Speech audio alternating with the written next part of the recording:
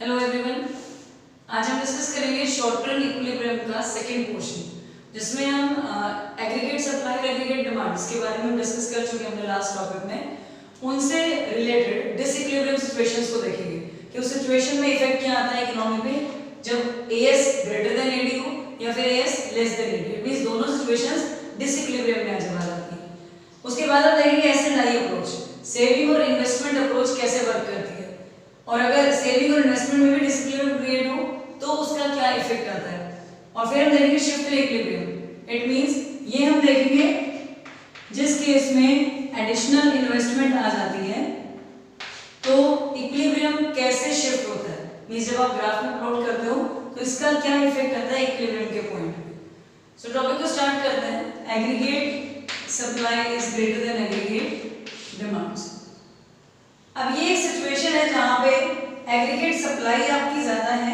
It means supply of goods और services जो हैं वो आप मार्केट में ज्यादा प्रोवाइड कर रहे हैं, but in comparison to demand वो एक्सीड कर रहे हैं। इट मींस इस केस में सप्लाई तो ज्यादा है और डिमांड कम है। फॉर एग्जांपल सप्लाई अगर 50 यूनिट्स की है तो आप डिमांड कितने का कर रहे हो 40 यूनिट्स की। तो इससे क्या चीज क्लियर होती है कि इस केस में अनवांटेड स्टॉक रिमेनिंग है।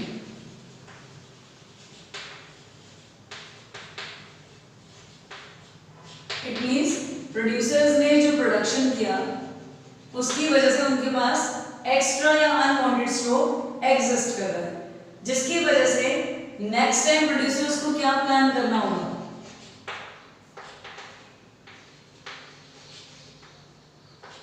ये एक्सपेंडिचर किस चीज पे होगा, production. It means next time जब भी वो कुछ प्रोड्यूस करेंगे तो वो उसमें से कुछ एक्सपेंडिचर्स को कम कर देंगे। इट मींस वो ये प्लान करेंगे कि उनको प्रोडक्शन नेक्स्ट टाइम कम करना है। रीजन क्या है कि पहले से ही आपके पास अनवांटेड स्टॉक रिमेनिंग है। सो इट मींस इसमें मेन केस क्या हो जाएगा, एएस जो है वो रिड्यूस होगी ताकि वो एडी के इक्वल है। इसका मेन मोटिव क्या होगा कि एएस को डिक्रीज किया जाए। किस लेवल तक एएस को डिक्रीज किया जाए या कितना एक्सपेंडिचर कट किया जाए, जब तक आपका एएस एडी के एग्जैक्टली इक्वल नहीं आ जाता। तो उसके अकॉर्डिंग प्रोड्यूसर डिसाइड करेगा कि उसको कितना एडजस्टमेंट करना है, उसी के बेसिस पे ये प्रोडक्शन पे एक्सपेंडिचर्स को फाइनलाइज करता है। क्लियर। तो इस केस में इक्विलिब्रियम कब रीस्टोर होगा, जब आप आउटपुट को चेंज करोगे या फिर आपकी इनकम चेंज हो जाए। या तो इनकम चेंज होगी तो आप डिमांड बढ़ा दोगे, तो भी हो सकता है कि दोनों इक्विलिब्रियम में आ जाए, या फिर आपको अपनी सप्लाई कम करनी होगी ताकि दोनों इक्विलिब्रियम में आ जाए। तो ये दो ही सिचुएशंस हो सकती हैं, या तो इस केस में आपका आउटपुट का चेंज या फिर आपकी इनकम का चेंज। ये दो ही चीजें इस पॉइंट को इक्विलिब्रियम में कन्वर्ट कर सकती हैं।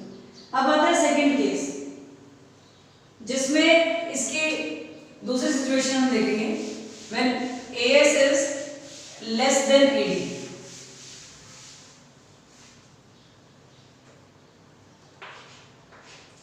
अब इस सिचुएशन में क्या हो रहा है, आपकी सप्लाई कम है, डिमांड ज्यादा है।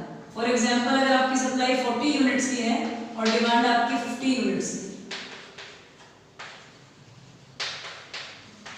इट मींस इस सिचुएशन में भी क्या हो रहा है, एग्रीगेट सप्लाई और डिमांड आपके इक्विलिब्रियम में नहीं है, और इससे ये क्लियर होता है कि supply of goods and services जो है that tends to be less than their demand, वो उनके डिमांड से कम है। सो इस केस में क्या करना होगा प्रोड्यूसर को, जो स्टॉक है प्रोड्यूसर के पास वो सोल्ड आउट हो चुका है, तो प्रोड्यूसर को यहाँ पे किस चीज का लॉस होगा, फर्स्ट केस में लॉस किस चीज का होगा, अनडिजायर्ड स्टॉक का। इस चीज में लॉस किस चीज का होगा, अनफुलफिल्ड डिमांड का।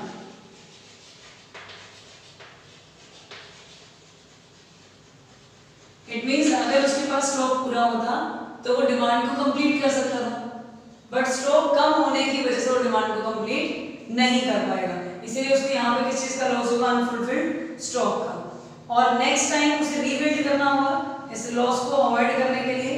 तो नेक्स्ट टाइम वो क्या प्लान करेगा कि वो जब प्रोडक्शन करे तो प्रोडक्शन पे जो उसका एक्सपेंडिचर हो उसको वो इंक्रीज करे, ताकि ये जो लॉस उसे यहाँ पे हुआ है सेकेंड टाइम उसको ये फेस ना करना पड़े। कितना एक्सपेंडिचर वो इंक्रीज करेगा, जब तक उसकी एग्रीगेट सप्लाई एग्रीगेट डिमांड के इक्वल नहीं आ जाए, उस केस तक वो उसे इंक्रीज करता रहेगा। सो सेम थिंग इस केस में भी इक्विलिब्रियम को रीस्टोर करने के लिए दो चीजें बदल सकती हैं, या तो आप आउटपुट में चेंज करके ऐसा कर सकते हो, या फिर इनकम बदल जाए तो ऐसा हो सकता है। क्लियर? तो ये दोनों सिचुएशंस रीस्टोर कब होगी, आउटपुट और इनकम के चेंजेस के बेसिस पे। सो ये हो गया हमारा फर्स्ट पॉइंट कि अगर डिसइक्विलिब्रियम है तो इक्विलिब्रियम कैसे रीस्टोर होगा, या किस तरह की सिचुएशंस मार्केट में आ जाएंगी और आप दोबारा उनको कैसे सेम सिचुएशन में ला सकते हो। अब आता है हमारे पास नेक्स्ट पॉइंट जिसमें हम देखते हैं S&I अप्रोच,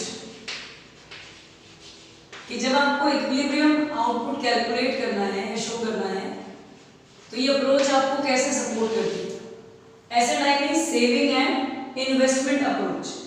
सो सबसे पहले तो इसमें देखते हैं इस अप्रोच के अकॉर्डिंग जो जीडीपी है वो आपको कब अचीव होगा, जब सेविंग आपकी इन्वेस्टमेंट के इक्वल हो जाए। इट मींस ये सिचुएशन वो सिचुएशन आ जाएगी जहां पे ये हम लास्ट टॉपिक में डिस्कस कर चुके हैं लास्ट चैप्टर में कि सेविंग जब इन्वेस्टमेंट के एग्जैक्टली इक्वल होगी, इट मींस अब इक्विलिब्रियम की सिचुएशन में। सो पहले इसके लिए पढ़ते हैं सेविंग और इन्वेस्टमेंट के फंक्शंस होते क्या। सो फर्स्ट पॉइंट है सेविंग फंक्शन। सेविंग फंक्शन का मीनिंग क्या है? एक तो सेविंग आपकी इनकम का पार्ट है, अगर हम इसको फंक्शन में शो करें तो saving is equal to function of earning, क्योंकि सेविंग होती कहां से, जो आप अर्न करते हो उसी में से तो कुछ पोर्शन आप सेव करते हो ना, तो सेविंग फंक्शन किसके इक्वल होगा, फंक्शन ऑफ आई। और ये पॉजिटिवली रिलेटेड है इनकम से। इट मींस इनकम के बढ़ने से सेविंग बढ़ जाती है और इनकम के कम होने से सेविंग कम हो जाती है, तो इट मींस इनका रिलेशनशिप कैसा हो गया, पॉजिटिव रिलेशन है इनके बीच में। सो लोअर लेवल ऑफ इनकम पे सी हो सकता है ज्यादा हो वाई से, और एस जो है वो नेगेटिव हो जाए। बट जनरली जो एस फंक्शन है वो एक लीनियर फंक्शन कहलाता है, क्योंकि हम ऐसा मान के चलते हैं कि जब इनकम चेंज होगी तो उसी लेवल से सेविंग भी बदलेगी। सो अगर इनकम कम है तो वो नेगेटिव की तरफ जा रही है, और इनकम अगर ज्यादा है तो पॉजिटिवली जा रही है, बट वो एक स्ट्रेट लाइन कर्व होता है। रीजन यही है कि वो लीनियर फंक्शन में माना जाता है because of their positive relationship. अब आता है इसके बाद आई फंक्शन का meaning. It means investment function क्या होता है। इन्वेस्टमेंट फंक्शन की अगर हम बात करें तो यहाँ पे तो हम आई फंक्शन से सिर्फ क्या चीज डिनोट कर रहे हैं, ऑटोनॉमस इन्वेस्टमेंट। इट मींस वो इन्वेस्टमेंट जो हर एक इनकम लेवल पे सेम रहने वाली है। इनकम जीरो है तो भी उतना ही होगा, इनकम मैक्सिमम है तो भी उतना ही होगा, उसी को हम बोलते हैं ऑटोनॉमस इन्वेस्टमेंट। तो आई फंक्शन में हम सिर्फ ऑटोनॉमस इन्वेस्टमेंट को ही इंक्लूड करते हैं, उसमें एक्स्ट्रा इन्वेस्टमेंट जो आपके इनकम के अकॉर्डिंग चेंज हो रही है उसे आप इंक्लूड नहीं करोगे। सो इसीलिए हम इसे बोलते हैं कि इंडिपेंडेंट होती है लेवल ऑफ वाई से, और ये हमेशा कैसे डिनोट की जाती है, कैसे प्रेजेंट की जाती है, ये आपको हॉरिजॉन्टल स्ट्रेट लाइन में मिलेगी, क्योंकि जो चीज किसी और चीज से अफेक्टेड नहीं है वो डायरेक्टली अपना स्पेस क्रिएट करती है, और आई फंक्शन भी इसी तरीके से हॉरिजॉन्टल स्ट्रेट लाइन में शो किया जाता है।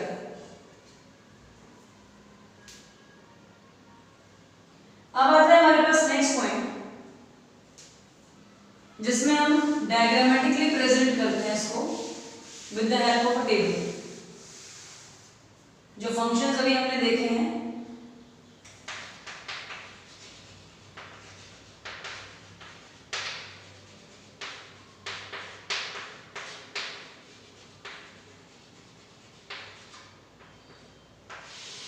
इक्विलिब्रियम, जीडीपी और इनकम। सबसे पहले हम इसका टेबुलर प्रेजेंटेशन शो करते हैं। हम लोग पहले बहुत सारे ग्राफ्स बना चुके हैं तो इसकी तरह ही यहाँ पे भी एक और ग्राफ।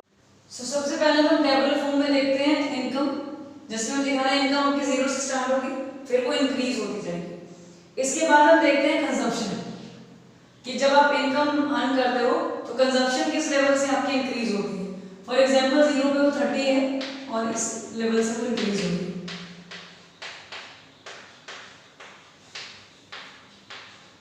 ये हमारी इनकम है। 3 स्टेजेस होती हैं। 0 पे आपकी इनकम कैसे होगी, कम होगी, सॉरी इनकम कम होगी, कंजप्शन ज्यादा होगी, फिर आपकी इनकम और कंजप्शन इक्वल हो जाएगी, और उसके बाद आपकी कंजप्शन कम हो जाएगी और इनकम ज्यादा हो जाएगी। अब आता है सेविंग। सेविंग कैलकुलेट कैसे होती है? जब इनकम में से कंजप्शन को निकाल दोगे तो रिमेनिंग क्या रह जाएगा? सेविंग। सो 0 माइनस 30, सॉरी 0 हाँ minus 30, then 20 minus 40 minus 20 minus 10, 0 10 20 30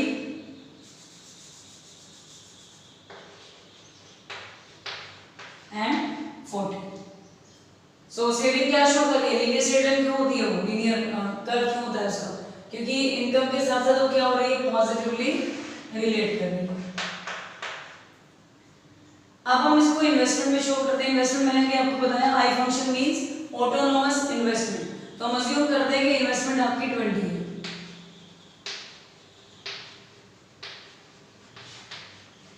तो इसमें कोई डिफरेंस नहीं होगा। अब यही सब जो टर्म्स हैं इसमें इक्विलिब्रियम आपका कहां स्ट्रक्चर है? When s is equal to i,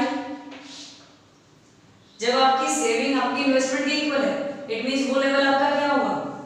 वो लेवल इक्विलिब्रियम लेवल होगा। सो अगर हम यहां पे देखते हैं s is equal to i, आपका किस पॉइंट पे है?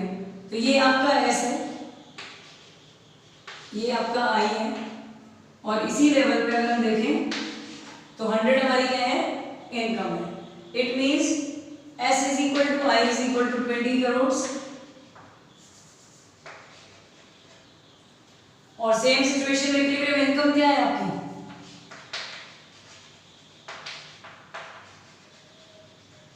इक्विलिब्रियम इनकम आ जाएगी हमारे पास 100 करोड़। आई थिंक क्लियर हो गया होगा सबको।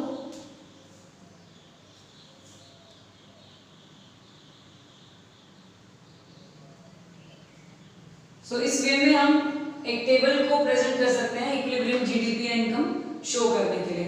अब यहाँ पे s इक्वल टू i आपका क्या है? इक्विलिब्रियम पॉइंट है। सेम पॉइंट पे इक्विलिब्रियम इनकम आपकी कितनी हो गई? 100 करोड़। अब आते हैं इसके डायग्रामेटिक प्रेजेंटेशन। टेबल अपना बना के एक साइड में रखना है ताकि इसको यूज करके हम अपना डायग्राम प्रेजेंट कर सकें।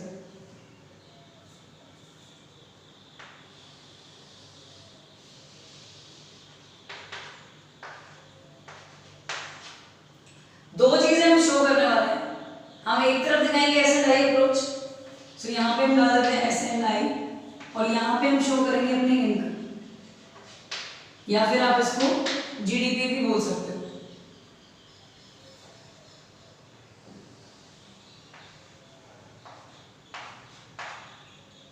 Y dash and Y. तो अब इस सिचुएशन में सबसे पहले हम क्या प्लॉट करेंगे? एस और आई। हमें दो चीजें यहाँ पे दिखानी है, इनकम और आपकी सेविंग। सेविंग हमारी स्टार्ट हो रही है -30 से और +40 तक, और इन्वेस्टमेंट है हमारी 20। तो हम उसी के अकॉर्डिंग इनको मेंशन कर लेते हैं 20 40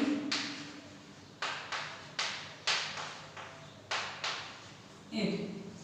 अब फर्स्ट पॉइंट में सबसे पहले हम इन्वेस्टमेंट मेंशन करते हैं। इन्वेस्टमेंट है आपका 20 जो कि फिक्स है, ये हमारा ऑटोनोमस इन्वेस्टमेंट है। हमें सिर्फ ऐसा ही अप्रोच दिखाना है, तो कंजप्शन या इनकम को हम यहाँ ड्रॉ नहीं करेंगे, डिपेंड करेगा क्वेश्चन में आपसे क्या पूछा जा रहा है। अब पहला पॉइंट आपका आता है जब आपकी जो इनकम है वो 0 है, तो उस केस में सेविंग आपकी कितनी होगी? हाईएस्ट इनकम यहाँ पे 140 आपको गिवन है।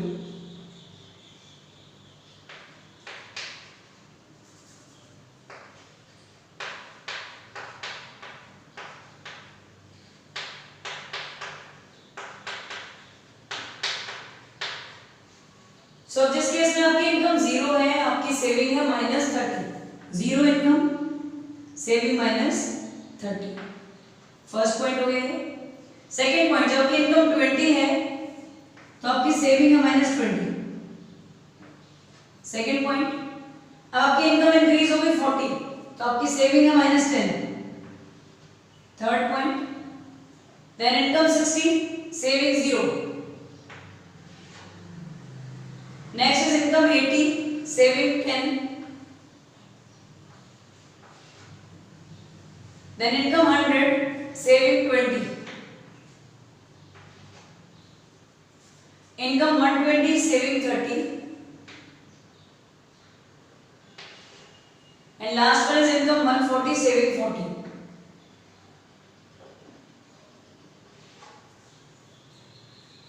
अब यहाँ पे सारे पॉइंट्स को ज्वाइन कर दो।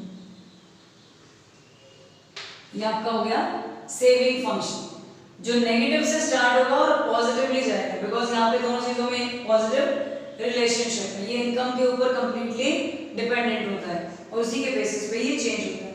तो अब अगर वही सेम चीज है S is equal to I, आपका क्या इक्विलिब्रियम पॉइंट है। अब S I के इक्वल कहाँ पे है, अगर हम यहाँ पे देखते हैं तो S कहाँ पे इक्वल आ रहा है I के। S is equal to I when GDP is 100। ये अभी हमने कैलकुलेट किया था, जब आपका GDP 100 है तो S I के एग्जैक्टली इक्वल है। So it means equilibrium GDP आपका क्या हो जाएगा यहाँ पे 100 करोड़। तो इस वे में हम SI अप्रोच को डायग्रामेटिकली टेबुलर फॉर्म में प्रेजेंट कर सकते हैं इन कंसेप्ट को लेकर। अब आता है हमारे पास नेक्स्ट कंसेप्ट, अगर S और I डिसइक्विलिब्रियम में आ जाए तो उसका क्या इफेक्ट होगा इकोनॉमी पे। पहला केस लेते हैं S is greater than I, it means आपकी सेविंग ज्यादा है और आपकी इन्वेस्टमेंट कम है।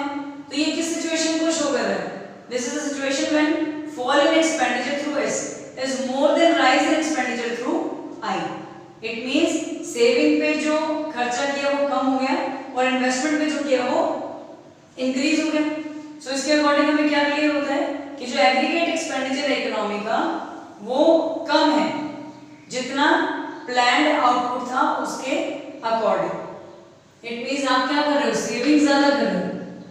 सेविंग को इंक्रीज करने से और इन्वेस्टमेंट को डिक्रीज करने से क्या प्रॉब्लम आएगी, जो हमने प्लान किया था कि मार्केट में सभी कंज्यूमर्स मिलके इतना खर्च करने वाले हैं और मार्केट में इतना मनी फ्लो आएगा, वो चीज क्या होगी, डिक्रीज। क्योंकि लोगों ने प्लान्ड एक्सपेंडिचर का ज्यादा पोर्शन कहां पे लगे, वो सेविंग में, और सेविंग मींस मार्केट में पैसे का फ्लो नहीं है, इन्वेस्टमेंट कम हुई। तो इस केस में क्या होगा, प्लान्ड एक्सपेंडिचर्स हमारे कम हो जाएंगे, जिसकी वजह से कुछ पोर्शन आउटपुट का क्या रह जाएगा, अनसोल्ड, और फिर से प्रोड्यूसर को कैसा लॉस होगा यहाँ पे, अनडिजायर्ड स्टॉक का। और इन्हीं स्टॉक्स को क्लियर करने के लिए प्रोड्यूसर नेक्स्ट टाइम क्या प्लान करेगा, to produce lesser output. Next time वो कम आउटपुट को प्लान करेगा। क्लियर। अब इस केस में कब तक ऐसा होगा कि वो लेसर आउटपुट को प्लान करता रहेगा, जब तक उसकी सेविंग इन्वेस्टमेंट के इक्वल नहीं आ जाएगी। तो यही सिचुएशन कंटिन्यू रहेगी। जैसे इक्वालिटी क्रिएट होगी तो वही सेम चीज है, इक्वालिटी रिस्टोर होगी कैसे, लेवल ऑफ इनकम के बेसिस पे। इट मींस इनकम ये डिसाइड करेगी कि किस सिचुएशन में ये जो डिसइक्विलिब्रियम की सिचुएशन है कन्वर्ट हो जाएगी आपकी equilibrium, S is equal to I। अब आता है next point, when S is less than I।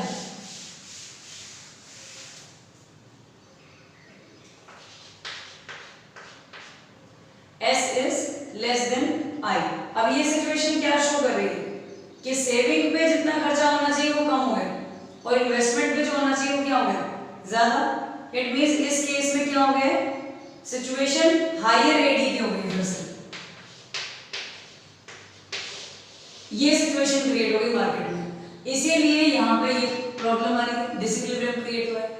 अब इन्वेस्टमेंट आप ज्यादा कर रहे हो, सेविंग आप कम कर रहे हो, प्रोड्यूसर्स ने कम प्लान किया था इसका मतलब आउटपुट, और आपने डिमांड ज्यादा की कर ली, तो इसमें क्या प्रॉब्लम आएगी, उनको अनफुलफिल्ड डिमांड की प्रॉब्लम।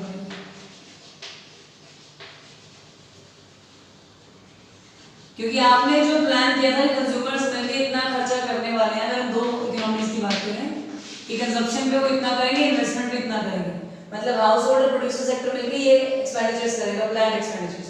बट अब उन्होंने ज्यादा कर दिए एक्सपेंडिचर्स, तो क्या होगा, हमारे पास उतने प्रोडक्ट्स नहीं होंगे, सप्लाई कम हो जाएगी, तो ऑटोमेटिकली क्या प्रॉब्लम आ गई आपकी, अनफुलफिल्ड डिमांड। अब इस केस में नेक्स्ट टाइम प्रोड्यूसर को क्या प्लान करना पड़ेगा, हायर आउटपुट। कि ज़्यादा आउटपुट हो ताकि अनफुलफिल्ड डिमांड वाली जो प्रॉब्लम है, जो लॉसेस इसकी वजह से क्रिएट हुए वो नेक्स्ट टाइम फिर से अकर ना। तो ये प्रोसेस वो कब तक कंटिन्यू करेगा, जब तक उसकी S इज इक्वल टू आई वाली सिचुएशन नहीं आ जाएगी। सेम थिंग यहाँ पे भी होगी। इक्वालिटी कब आएगी, दोनों में रिस्टोर कब होगी, जब लेवल ऑफ इनकम आपका चेंज हो जाएगा। तो मेनली इस केस में S इज इक्वल टू आई को कन्वर्ट करने में क्या वर्क कर रहा है, आपके इनकम का लेवल वर्क करता है।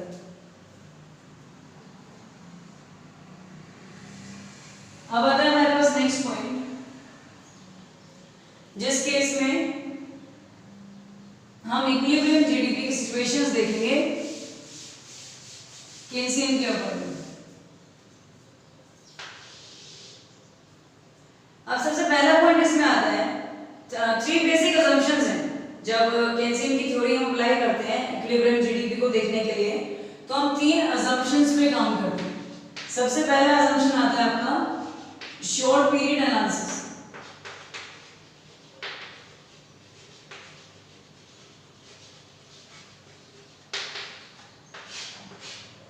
अब शॉर्ट पीरियड एनालिसिस का मीनिंग क्या है, केनसियन के अकॉर्डिंग जो जीडीपी है उसको हमने सिर्फ किस चीज के रेफरेंस में डिस्कस किया है, सिर्फ शॉर्ट टर्म पीरियड में। इट मींस यहाँ पे जो स्टडी हम कर रहे हैं, डिस्कशंस हम कर रहे हैं, हम ये मान के चलते हैं कि आप सिर्फ अपनी जीडीपी के इक्विलिब्रियम को शॉर्ट रन में बात कर रहे हो। मींस हम जो इक्विलिब्रियम क्रिएट कर रहे हैं वो एक लिमिटेड कॉन्सेप्ट है, कितने टाइम का, शॉर्ट पीरियड, जहां पे कुछ फैक्टर्स वेरिएबल और कुछ आपके फिक्स्ड होते हैं। तो केनसियन के अकॉर्डिंग एनालिसिस कैसे टाइम पे है, short period of time. Second, Keynesian का मानना है कि जो यहाँ पे इक्विलिब्रियम कंडीशन हम देख रहे हैं वो 2 सेक्टर इकोनॉमी के अकॉर्डिंग देखा जा रहा है, जिसमें हम सिर्फ क्या लेके चल रहे हैं, एक तो आपका हाउस होल्ड सेक्टर है जो डिमांड को क्रिएट कर रहा है गुड्स और सर्विसेज, और एक हम लेके चलते हैं कि आपका प्रोड्यूसर सेक्टर है जो इन्वेस्टमेंट पे एक्सपेंडिचर्स कर रहा है। तो इस थ्योरी के अकॉर्डिंग इक्विलिब्रियम सिर्फ 2 ही सेक्टर्स के बेसिस पे हम यहाँ पे ले रहे हैं, इसीलिए हम यहाँ पे क्या बोलते हैं, AD is equal to C plus I approach को हम कंटिन्यू करें कि या तो कंजप्शन हो रही है, इन्वेस्टमेंट एक्सपेंडिचर हो रही है। थर्ड आता है AS is perfectly elastic।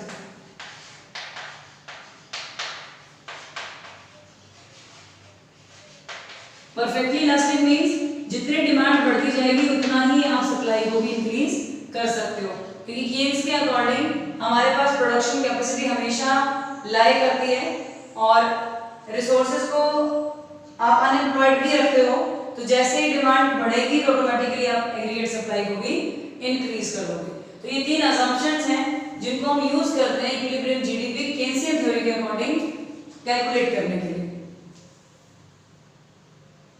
अब आता है हमारे पास नेक्स्ट पॉइंट जो कुछ क्वेश्चन से रिलेटेड है, जिसमें आप ऐसा ही अप्रोच के अकॉर्डिंग क्वेश्चंस को देखोगे।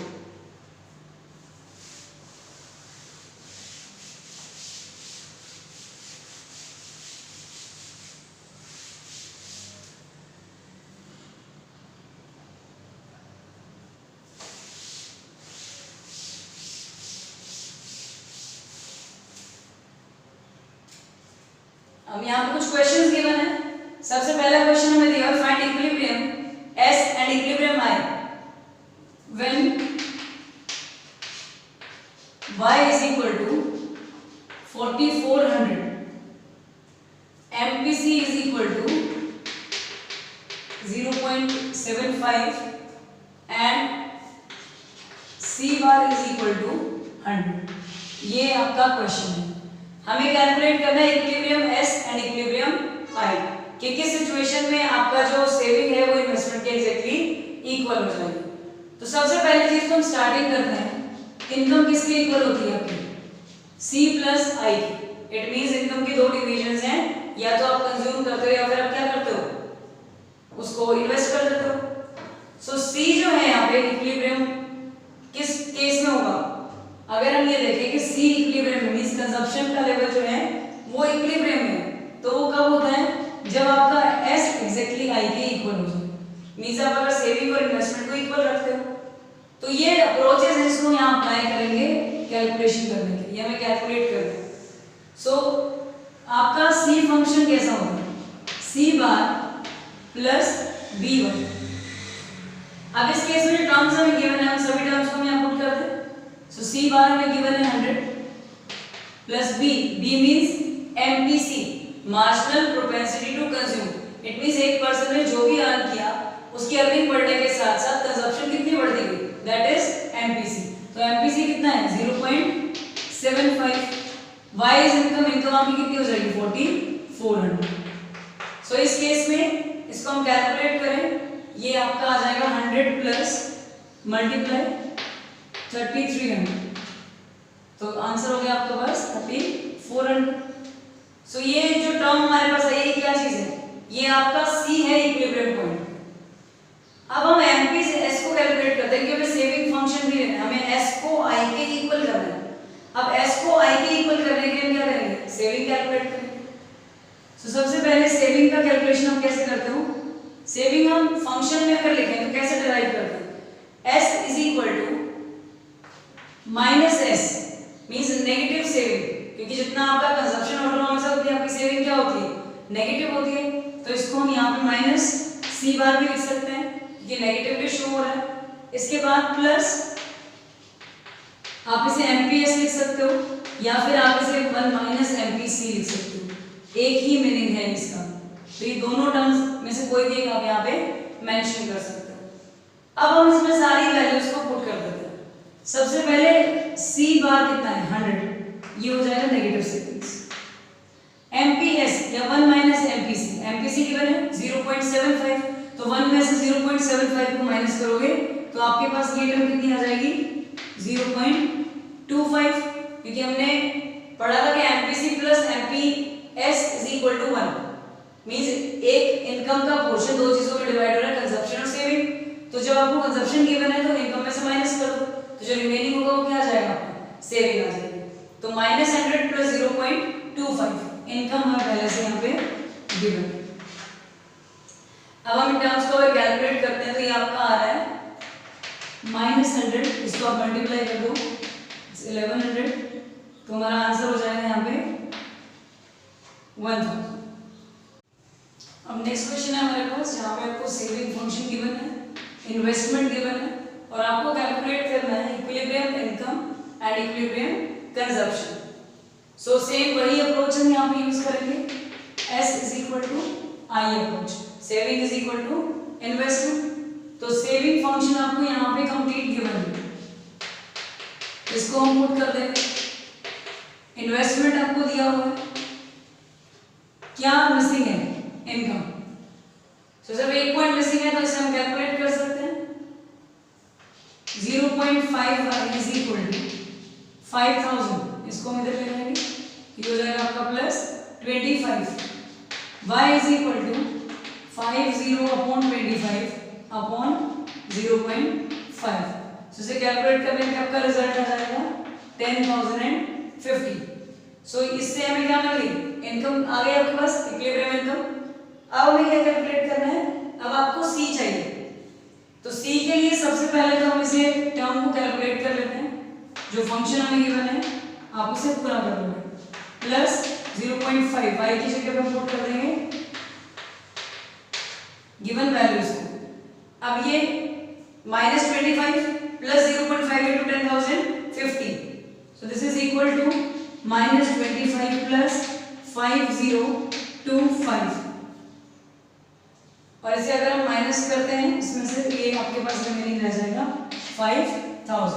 तो ये हमने क्या कैलकुलेट कर लिया, this is S function, it means ये आपकी इनकम है तो इतनी आपकी सेविंग है।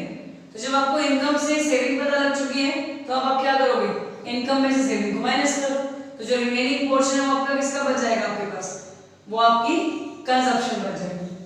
तो C is equal to 5 minus S, consumption ही रह गया हमारे पास कैलकुलेट करना। इनकम हमने कैलकुलेट की है 10,050 माइनस सेविंग आपकी कितनी है 1000, तो इसमें से आप इसे माइनस कर दो, दिस इज इक्वल टू 5050। ये आपकी कंजप्शन हो जाएगी।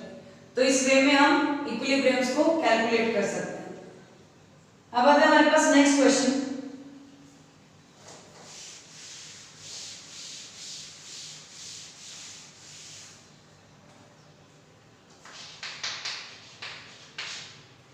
नेक्स्ट एग्जांपल में हमें सी फंक्शन गिवन है, it's equal to 400 plus 0.9y। Means income यहाँ पे भी मिसिंग है और इन्वेस्टमेंट आपको दिया हुआ है 4000 का। आपको कंजप्शन फंक्शन गिवन है और इन्वेस्टमेंट गिवन है। हमें इस केस में क्या कैलकुलेट करना है? फर्स्ट केस हमें निकालना है इक्विलिब्रियम y। तो पहले हम इसी को कैलकुलेट करते हैं। इक्विलिब्रियम y आपको कैलकुलेट करना है। तो सेम वे में जैसे अभी हमने कैलकुलेट किया था, इनकम आपकी किसके इक्वल हो जाएगी? y is equal to c plus i। Income को दो ही पार्ट में डिवाइड करते हैं, कंजप्शन और इन्वेस्टमेंट। सो अब यहाँ पे क्या करेंगे? कंजप्शन और इन्वेस्टमेंट में उसको पुट करेंगे। सो यहाँ पे y की वैल्यू आपको कैलकुलेट करनी है। इसके लिए हमें कंजप्शन गिवन है तो हम सारी वैल्यूज को वहां पे पुट कर देंगे। 400 प्लस 0.9y प्लस आपका इन्वेस्टमेंट। सो ये हमारी गिवन टर्म्स के अकॉर्डिंग इक्वेशन हो गई। अब y को आप एक तरफ ले आओ, y minus 0.9y this is equal to 4400। अब y माइनस 0.9y करोगे तो किसके इक्वल आ जाएगा? This is equal to 0.1y and 4400। So इस केस में आपका y किसके इक्वल आ गया? Exactly 4400 upon 0.1। So y is equal to 44,000। So इस तरीके से हम इनकम कैलकुलेट कर लेंगे। ये आपकी फर्स्ट पॉइंट आ गया, इक्विलिब्रियम y आपने कैलकुलेट कर लिया। अब नेक्स्ट पॉइंट में हमें गिवन है s एंड c आपको निकालना है इक्विलिब्रियम y पे कि कितना होगा। अब जो हमने y का कैलकुलेशन किया, इट मींस जो भी हमने इनकम कैलकुलेट की, यहां पे मेंशन कर देते हैं। अब इसी इक्विलिब्रियम इनकम के बेसिस पे आपको s और c दोनों का इक्विलिब्रियम फाइनल करना है कि किस केस में s और c इक्विलिब्रियम में होंगे। तो सबसे पहले तो हम कंजप्शन फंक्शन से इसकी स्टार्टिंग करते हैं।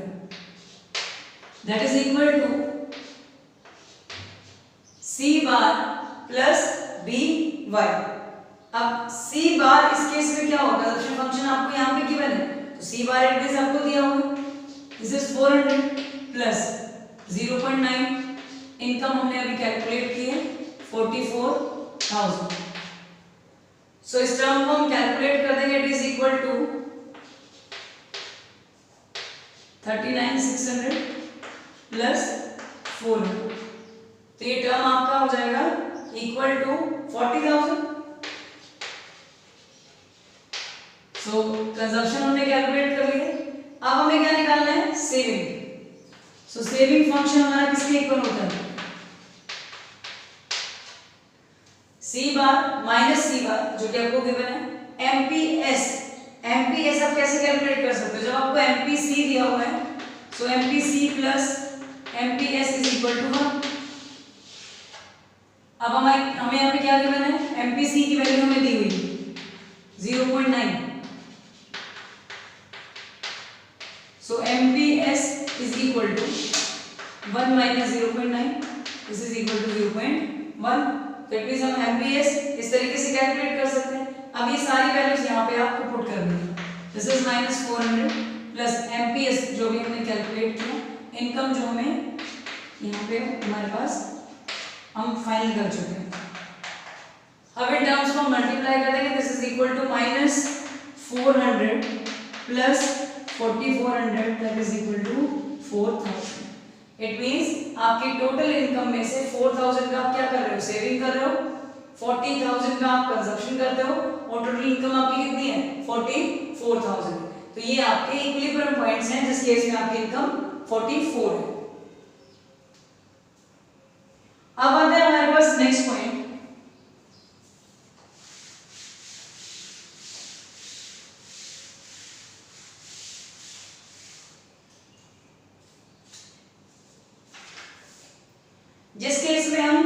शिफ्ट देखेंगे, लास्ट पॉइंट जो हमारा है कि अगर आपकी इनकम सॉरी इन्वेस्टमेंट इंक्रीज हो जाती है तो क्या डिफरेंस आएगा आपके कर में, क्या इम्पैक्ट होगा। सो impact of increase in investment, investment के इंक्रीज होने पे क्या इम्पैक्ट आ रहा है। तो सिंपली आप अपना ग्राफ प्लॉट करो जैसे हम हमेशा बनाते हैं।